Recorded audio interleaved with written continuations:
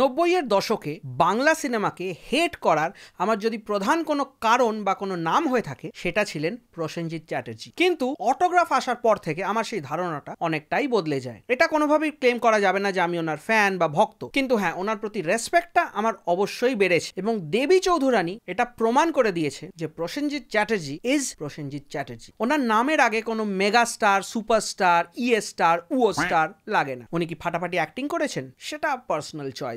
ওনার কি screen presence আছে? Yes boss. এটা কি অ্যাকচুয়ালি দেবী চৌধুরানীর ফিল্ম? না, এই সিনেমাটার নাম হওয়া উচিত ছিল Bhabani Pathak. Srabanti is actually the side character. এবং পুজোর 4খানা মেগা কাজের মধ্যে যদি আমাকে চোখ বুঝে একটাই কাজ তুলে নিতে হয় তাহলে আমি বলবো দেবী চৌধুরানী। কোন সিনেমা পকেটের জোরে বানানো হয়েছে, কোন সিনেমা মাথা খাটিয়ে বানানো হয়েছে, আর কোন সিনেমা মন দিয়ে বানানো হয়েছে সেটা আপনারা দর্শক হিসেবে দেখলেই বুঝতে পারবেন। দেবী চৌধুরানী খুব নিপুণ হাতে খেটে বানানো হয়েছে অ্যান্ড ইট শোজ। ফিল্মে অনেকগুলো ফ্লজ আছে, সেগুলো আমি লাস্টে কথা বলবো, কিন্তু অনেকদিন বাদে একটা কালচারালি অ্যাপ্রোপ্রিয়েট ফিল্ম যেটাতে কেউ মেগাস্টার, সুপারস্টার হতে চাইছে না, স্ট্রিক্টলি গল্পটাই স্টিক করা হয়েছে, এটা দেখে সত্যি ভালো লাগলো। ছবির মধ্যে যদি হাইলাইটস বলতে হয় তাহলে obviously Prosenjit Chatterjee and the cinematography. এই ফিল্মে যে অ্যাম্বিয়েন্স ক্রিয়েট করা হয়েছে না, তন্ত্র সাধনা, কালী পুজো, যজ্ঞ, জঙ্গলের ভেতর দিয়ে রাত্রিবেলা পালকি নিয়ে যাওয়ার সিন, এই ইমেজারিগুলোর আমি পার্সোনালি বড় ভক্ত এবং বড় পর্দায় এটা দেখতে আমার ব্যাপক লেগেছে। মিথ্যে বলবো না, রঘু ডাকাতের থেকে আমার এরকমই এক্সপেকটেশন ছিল,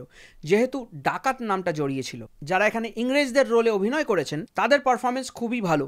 লিড ক্যারেক্টার হিসেবে শ্রাবন্তীর পারফরমেন্স আমার 50-50 লেগেছে, যেখানেও চেষ্টা তো 100% করেছে, ডেলিভারিতে কোথাও না কোথাও খামতি রয়ে গেছে, but still a fair effort. At least গৃহপ্রবেশের মতো হেঁটে হেঁটে তো আর সিন করেনি, একটু নড়াচড়ার চেষ্টা করেছে। আরেকটা বড় হাইলাইট এই ফিল্মের হচ্ছে প্রপস। মারাত্মক অ্যাটেনশন টু ডিটেল এই ফিল্মে। মানে সবাই যে জামা কাপড় পরেছে সেটাকে যতটা এনারা পেরেছেন পিরিয়ড স্পেসিফিকে রেখেছেন, এবং নট অনলি দ্যাট, যাদের জামা ময়লা হওয়ার কথা, হাতের শাখা পলা যেখানে পুরনো হওয়ার কথা, গ্রামের মেয়েদের যেরকম জামা হওয়ার কথা, তান্ত্রিকের যেরকম বেশভূষা হওয়ার কথা, তখনকার দিনের নথিপত্র কিরকম দেখতে হতো, এই সব জিনিসগুলো না খুব ভালো করে এনারা সাজিয়েছেন। একটা সিন আছে যেখানে শ্রাবন্তী জঙ্গল দিয়ে হেঁটে হেঁটে আসছে পুরো খালি পায়। আর একটা সিন রয়েছে যেখানে কয়েকজন জঙ্গলে হাতুড়ি চালাচ্ছে এবং এদিকে প্রসেনজিৎ চ্যাটার্জি এবং শ্রাবন্তী কথা বলছেন। ওই হাতুড়ির সাউন্ডটা কনস্ট্যান্টলি ফলিতে পেছনে চলছে, এরকম দেখাই যায় না, রাদার শোনাই যায় না। প্রফুল্ল মানে শ্রাবন্তীকে যখন একজন ক্যাপচার করতে গেল তখন বাইরে যে ঘোড়ার আওয়াজ হলো সেটা শুনে ও ঘুম থেকে উঠে পড়লো। ছবির কালার গ্রেডিং, এডিটিং খুবই পলিশ, এগেন বাংলা সিনেমার পার্সপেক্টিভে, এবং যে ফ্রেমিং গুলো করা হয়েছে সেখানে properly rule of third maintain করে ফ্রেমিং করা হয়েছে। এবার যখন পজিটিভস গুলো নিয়ে বলা হয়েছে তাহলে একটু নেগেটিভস নিয়ে বলি। প্রথম নেগেটিভ, সব্যসাচী চক্রবর্তী এবং ওনার সুপুত্র অর্জুন চক্রবর্তী, পিতা পুত্র দুজনেই অভিনয় পারেন। সব্যসাচী বাবুর একটা সিন রয়েছে যেখানে উনি ইমোশনাল হয়ে কাঁদেন, আমি স্পয়লার দিচ্ছি না কিছু, কয়েকটা কথা বলেন। ওখানে ওনাকে কাঁদতে দেখলে সালমান খান হেসে বলবে আমি এর থেকে বেটার কাঁদি।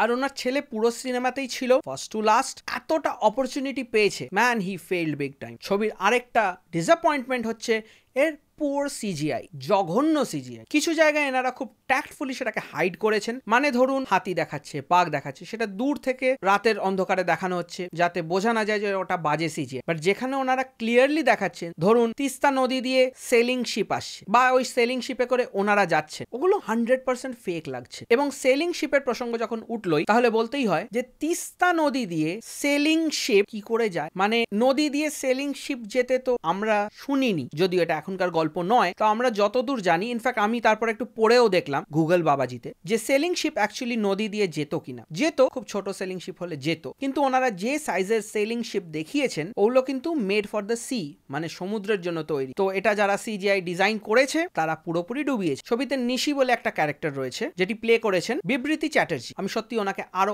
অনেক সিনেমায় দেখতে চাই, মানে কেউ নিজের চরিত্রের হার্ট অ্যান্ড সোল দিয়ে দিয়েছে। ছবিতে খুব ভালো ডেপিকশন করা হয়েছে, যেভাবে দেবী চৌধুরানীকে ট্রেন করা হচ্ছে, ওনাকে তৈরি করা হচ্ছে ফর দ্য ব্যাটল। দেবী চৌধুরানীর কিছুটা ব্যাক স্টোরিও দেখানো হয়েছে, যদিও মেজরিটি নারেশন দিয়ে, এবং ব্যাটল সিনটাকেও ওয়েল ড্রন আউট। কিন্তু এর প্যারালেলি নেগেটিভস গুলোও চলে আসে। ব্রিটিশ অপারেশন এক ফোটাও দেখানো হয়নি, প্রচুর ডায়ালগ রয়েছে ফিল্মে, সিনেমাটা বেশ স্লো, এবং সিনেমাটা একটাই পার্সপেক্টিভ থেকে মেজরিটি দেখানো হয়েছে। ভবানী পাঠক স্ক্রিনে রয়েছেন এবং ওনারই আশেপাশে সারাউন্ডিং হেম পুরো স্টোরিটা আনফোল্ড করেছে। থ্যাংক গড অযথা কোনো গান নেই, কোনো আননেসেসারি সাবপ্লট নেই, একটা ছোট সাবপ্লট রয়েছে, অ্যাঙ্গেল রয়েছে, যেটাকে খুব সুন্দর উইভ করা হয়েছে। হ্যাঁ, স্কেলটা, ফিল্মের যে স্কেলটা, ওটা কিন্তু খুব ছোট লাগে, সীমিত লাগে। এনারা যা স্কেল দেখাতে চেয়েছেন সেটা সিজিআই দিয়ে দেখিয়েছেন, which was a very poor choice. Casting যদি বলেন যে এক্সট্রা যারা ছিলেন খুবই সীমিত, আরো অনেক লোকের প্রয়োজন ছিল এই ফিল্মে, তবে এই সিনেমার গ্র্যান্ডিয়রটা বোঝা যায়। আর ছবির একটা রেকারিং সিন আছে যেখানে শ্রাবন্তী এবং প্রসেনজিৎ চ্যাটার্জি ঘোড়া করে কোনো ডেস্টিনেশনে যাচ্ছে। এই সিনটাকে অদ্ভুতভাবে শুট করা হয়েছে। পেছনে গ্রিন স্ক্রিন চলছে এবং ঘোড়ার মাথাটা শুধু উঠছে নামছে, এবং ওনারা শুধু, ঘোড়া ঝাঁপায় না, ঘোড়া নড়ে না, ঘোড়া শুধু। আরও 30-40% বেটার হতো এই ফিল্মটা, কিন্তু যে খরার সময় এই ফিল্মটা রিলিজ হলো, থ্যাংক ইউ, অ্যাটলিস্ট একটা বেটার ফিল্ম দেখলাম। যতটা পেরেছেন ওনারা ইনপুট দিয়েছেন, বাট প্রফুল্লর ওপর কোনো টর্চার বা ওর স্ট্রাগলস এগুলো কিন্তু আপনি ফিল করবেন না। প্রফুল্লকে একদম দেখে মনে হবে খাতে পিতে ঘর কামি। এই সিনেমাতে প্রচুর অ্যাকশন রয়েছে, এবং অ্যাকশন কোরিওগ্রাফি নিয়ে আমি কয়েকটা কথা বলতে চাই।